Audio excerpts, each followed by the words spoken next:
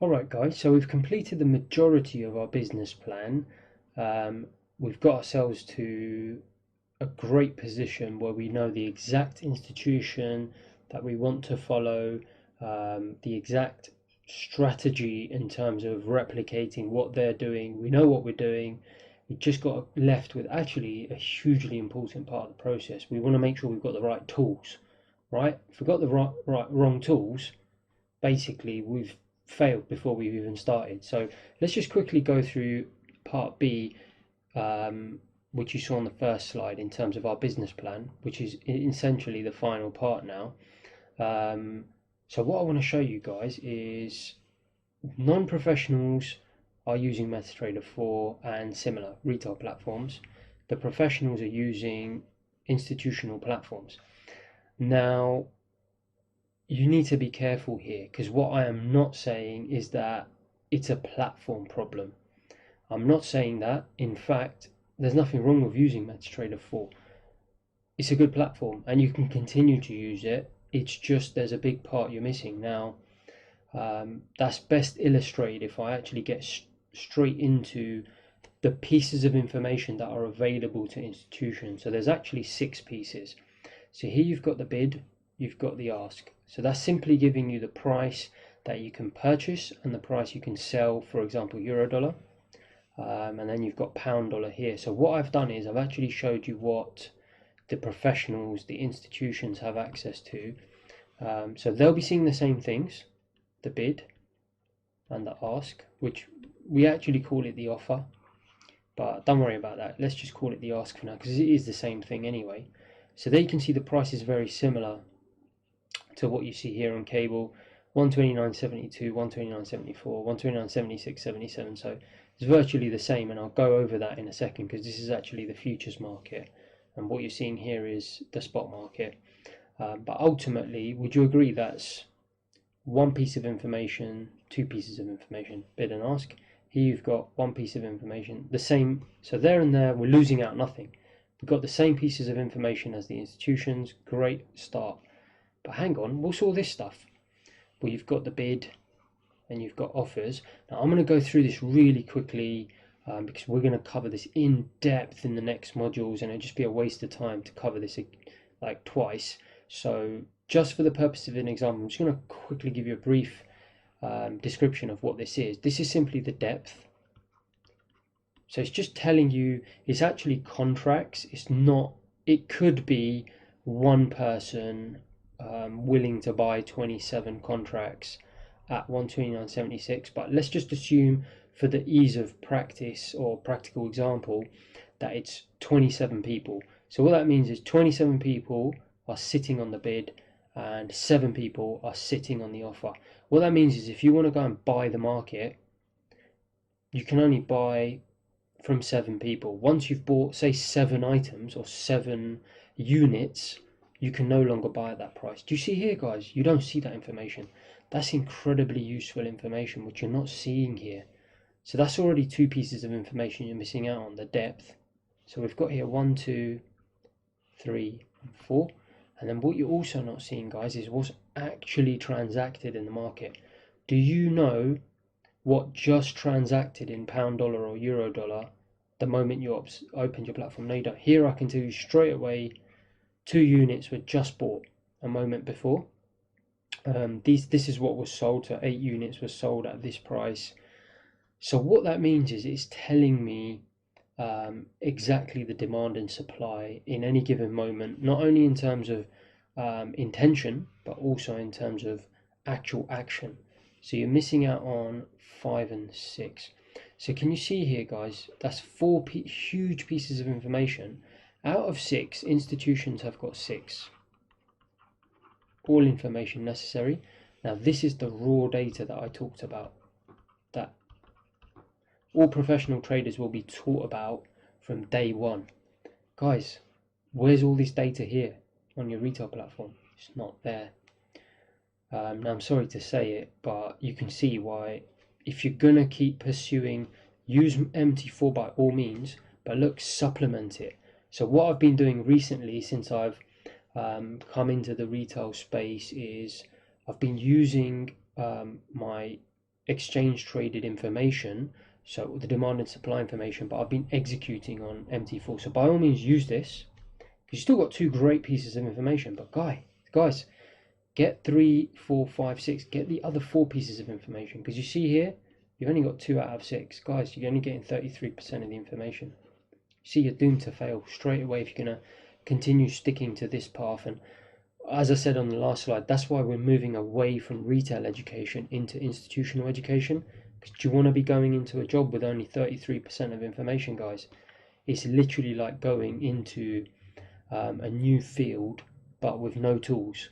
So I keep saying it, but it is crucially important to understand that trading is not any sort of magical, mythical profession that is miles away from what you might already be doing.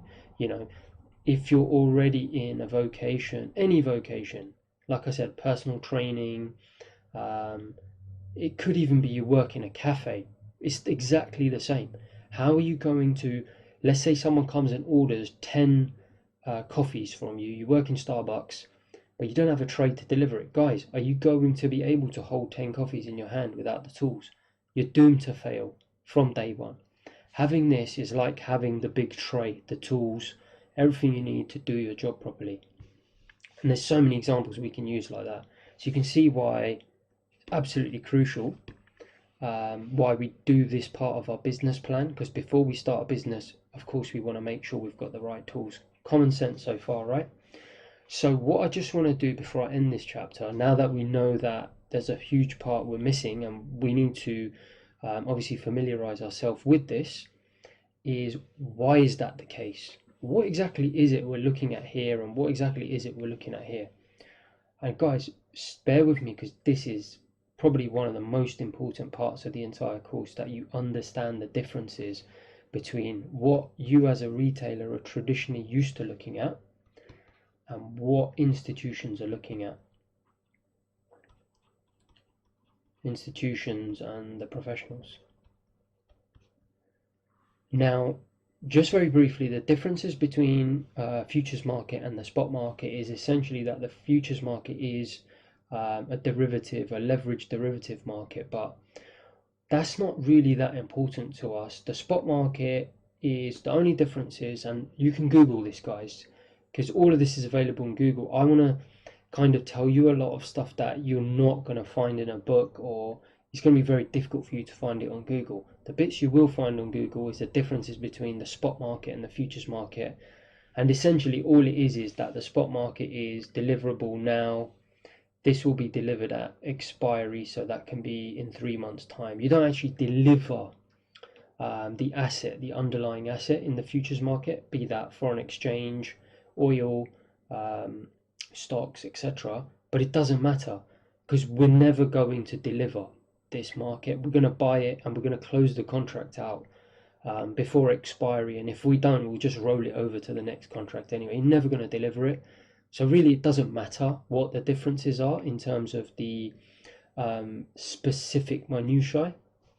Same with the spot market. It's deliverable physically. Conventionally it's T+1 or T+2, so you've got to deliver the currency or the asset that you promise. But in our case, again, we're actually, people don't realize this, is by trading through a broker platform like this, you're essentially trading a derivative of the spot market anyway. So again, that's why you see the leverage 1 to 500, etc., etc., because ultimately what your broker is allowing you to do is to not enter into a fully transacted deal. They're allowing you to almost trade like it's a derivative, the way the futures is. Again, you can Google all of this, but for our intents and purposes, let's just imagine they're very similar, because you see the prices are similar. You're really going to notice it in terms of those details I'm talking about. What the differences are that we do care about, however, that moves us away from thinking like a retailer and really starting to think like an institution, is this. It's really to do with volume. Now, spreads, yeah, I'm going to come on to, but essentially the main thing is volume. Now, why is that? Well, guys, in the spot market, foreign exchange spot market, and I said this before, 2 slides ago. Why is it so important that part of our business plan we look at tools? Guys, do you know this price? What is this price coming onto your retail platform? Do you know where that comes from? How is that derived? Does it come from thin air? Does it come from somewhere? Where does your broker actually get this price from? It's absolutely crucial as part of our business plan. We research this, right? And we understand this before we even think about trading as a business. We need to make sure we understand this. So I'm going to explain this to you now. What happens is, let's say you've got 2 banks, so 2 big institutions like investment banks. What they'll be doing, guys, now I've said a large percentage is OTC interbank of this. This is essentially what you're seeing. Obviously, this isn't the futures market, it's the foreign exchange spot market. So what is happening? OTC is over the counter. What that means is it literally is by telephone or using Bloomberg chat. Basically, these banks is called interbank market, which makes up a huge part of the market. 40, 50, 60% of the market is interbank. So banks are trading amongst themselves almost over a counter with each other. That's the term for it, but actually what they're doing is over the telephone. So we don't have sight of this information, right? These are just the big institutions, in particular investment banking, foreign exchange desks. So that's the sell side. Go back and remind yourself what the sell side is, because I did talk about this before. Then, guys, you've got pension funds, hedge funds, central banks. I called them the buy side, right? So what they'll be doing is they'll be going to the investment banks. Now, they'll either be going directly through the salesperson, as I said. So in effect, again, that can be considered over the counter, directly transacting. A lot of these transactions won't be made available to the public. And this is where futures are different. I'm going to show you how. They'll either be transacting if it's very large transactions over the telephone via the salesperson directly with the interbank traders, or what they'll be doing is they'll be using electronic platforms like EBS and Thomson Reuters. So they're just electronic platforms that allow huge institutions to transact directly with banks without having to speak to the trader directly. So it's kind of like their own little MetaTrader 4, but it's an institutional system. So again, guys, as retailers, we don't have access to that because we're not trading in enough size, and we're not important enough. So where do we come in then? So where does this price come from on MT4? Well, we're over here. This is us. So let's just put R for retailer. So what we'll do is, so you know that you've got your platform. It could be IC Markets is one of the biggest. You've got Dukas Copy, you've got FXCM, you've got all these brokers, right? So let's call them FX broker. What they'll be doing, guys, is they will pool all the retail orders together. So there'll be tons of retailers all trading through the platforms. This will build up over time. Now there's an A and B desk. Again, you can Google this because it's quite commonly known. The broker will then make a decision whether they're going to hedge the risk that you're giving them or they don't. So there's different desks that they'll have within your brokerages, and they'll decide whether they're going to pool it and hedge it or whether they're not. But typically, let's say the majority of it, they'll be hedging that out once it builds up to a certain amount of risk. And what they will do is they'll go, again, directly into the institutional space, and then they will hedge that out through electronic platforms again. So it won't be necessarily EBS and Reuters, but there'll be, I've forgotten the names of most of them, but I think Prime is one of them. There's a few electronic platforms that they can use depending on their size, will depend which, but essentially they're using institutional platforms to hedge out. So they'll be getting a price right from there. They will then decide what price to give you. That's why I've put here spread can vary by broker.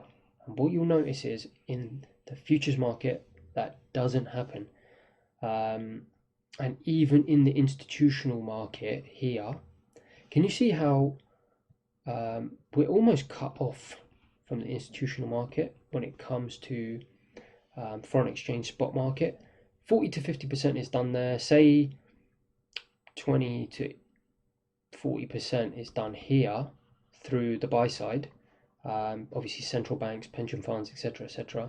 A little bit is done here through the retail sector, so we might be only 5%. Guys, 95% of volume and transactions are either going to be institutionally done electronically, maybe about 25, 30, 40%, another 40% done OTC. We're not going to have access to virtually 80% of the volume. That's why I say here volume is very sparse. We don't actually see any of this information. We don't know what's going on. It's all unregulated, essentially. That's what I've put here, lightly regulated. It's open to manipulation. Institutional orders are benefiting. If you're a big institution here on the buy side, you're going to get preferential treatment. You're going to be ahead of us, you and I, the retailers. Because don't forget, even though I used to be in this space, I've obviously now evolved and become a home trader. So from home, even I don't have a sight of out of all of this. However, it doesn't matter. I'm still able to be incredibly profitable. Why is that? Well, this is the key, guys. I'm seeing this information that you here are not seeing, even though you don't know it's available to you. So how can we bridge the gap between what's going on here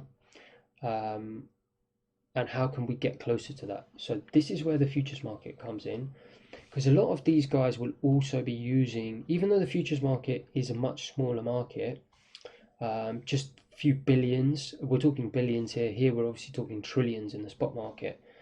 A lot of these guys are using the futures market to hedge their positions, and also because of something called arbitrage, which go ahead and look up on Google. It's essentially a mechanism which means the market has to stay efficient, otherwise opportunities will exist for parties to profit easily. So markets have to stay quite fairly aligned. The futures market has to stay aligned to the institutional market, otherwise opportunities will come in where people can just easily make profit. So what happens is, anyway, in the futures market, the way it's different to the spot market is what you've essentially got is you've got an exchange in between. So here I'm going to draw it. Think of it almost like a firm in between. So do you see these guys are not, whereas here is OTC, they're able to transact with each other, and then they will record their transaction privately. We don't actually see that. They have no obligation to tell the public, oh, this bank has bought a huge amount of pound dollar from this bank. Guys, they don't need to tell anyone that. They can keep that between themselves. Whereas here, if you're transacting in crude oil, for example, futures, which are a huge market, E-mini S&P futures, huge market, pound dollar market, not as big, but like I said, it stays very closely aligned with the spot market, pound dollar. Every transaction, guys, has to be done through the exchange in the futures market. So what happens is you've got a queue of people here, right? Let's say these are all the bids on the buy side. These are all the sell side. Now, this is what's so brilliant about this market, guys. Whereas here, retailers are completely cut off. These are the institutions. Here, guys, you can't tell the difference. So let me give you an actual example of this. Let's say you've got here 7 people willing to sell, right? So I've drawn 4 here. Let's just say it was 7, 4, 5, 6, 7, yeah? You've got 7 people willing to sell, and there's a queue. So this will be a queue in terms of who gets filled first, was the first person to put the offer in. Guys, this could be a retailer like you and me. This could be an institution. This could be an institution. This could be a retailer. Guys, you don't. It doesn't matter. Do you see here what I've put? Well, one lot order equals 100 lot order from the institution. It doesn't matter. We don't know. Everyone gets the same treatment. Same on this side. So can you see why it's such a beautiful market? You're never going to be disadvantaged from an institution. You've got equal playing field. So every day I wake up, I look at the futures market because I've got an equal playing field now with what the institutions are doing from my home office. So this is why I say it's absolutely crucial for us to have these tools, which I'm going to show you how you get later. It's fully regulated, whereas here there's no regulation. What do I mean by fully regulated by an exchange? So the exchange, guys, is essentially watching these prices, making sure they're the same price is available for everyone, and that it's a 100% open and transparent market. So what do I mean by that? Well, here these guys transacted with each other, didn't they?